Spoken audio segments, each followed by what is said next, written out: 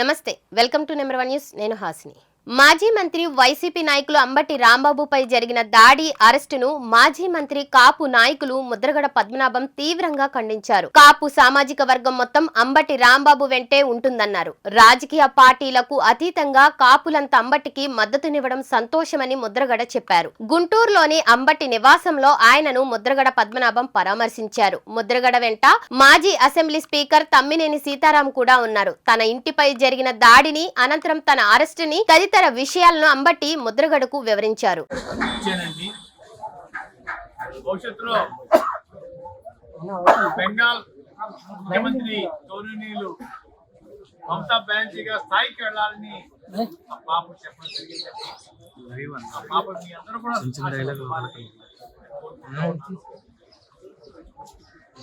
బాధాకరం. ముఖ్యమంత్రి గారు మాజీ మంత్రుల మీద దాడి చేయించడం అన్నది చాలా సిగ్గుచేటుగా ఉందండి. బహుశా దేశంలో ఎక్కడా కూడా ఇటువంటి దాడులు ఉండవండి. 2 దఫాలు కాపులు సహకారంతో 2 సార్లు ముఖ్యమంత్రి అయ్యారు. 2 సార్లు కూడా కాపుల్ని టార్గెట్ చేసి అవమానం పాల్చేస్తా ఉన్నారు. బానిసలుగా బతకాలని మన అభిప్రాయం ఉంటారండి. ముందుసారి అయితే రాంబాబు గారి లాగా నన్ను, నా భార్యని, నా కోడల్ని, కొడుకుని కూడా నీచాతినీచంగా పుట్టించడం, తిట్టించడం, రావే జుట్టు మెలితిప్పి ఖండించడం పోలీసుల చేత చేయించిన మహానుభావుడు చంద్రబాబు నాయుడు గారు. ఈరోజు ఇదే పరిస్థితి రాబోవా జరిగింది. నేను ముఖ్యమంత్రిగా ఒకటి కోరుకుంటున్నాను, అయ్యా ఈరోజు కాబట్టి రేపైనా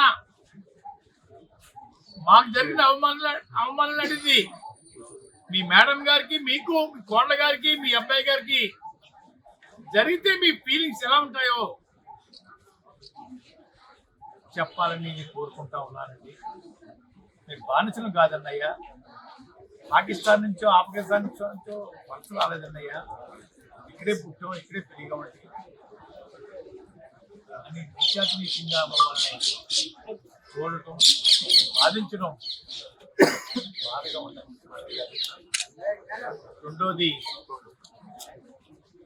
తిరుపతి 2 విషయంలో అబద్ధాల మీద అబద్ధాలు రోజు వల్లించడం సమాజం నవ్వుకుంటుందండి. భక్తుల యొక్క మనోభావాలు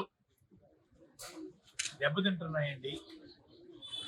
గుళ్ళకి వెళ్ళకూడదు, గుళ్ళో పెట్టే ప్రసాదం తినకూడదని అభిప్రాయం మీ మాట పెట్టి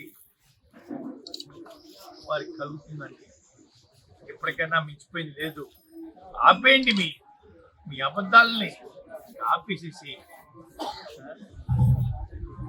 గౌరవంగా క్షమాపణ చెప్తే బాగుంటుందని అనిపిస్తా ఉందండి.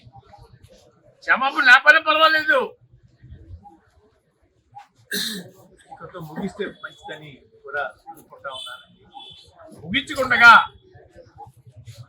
సిబిఐ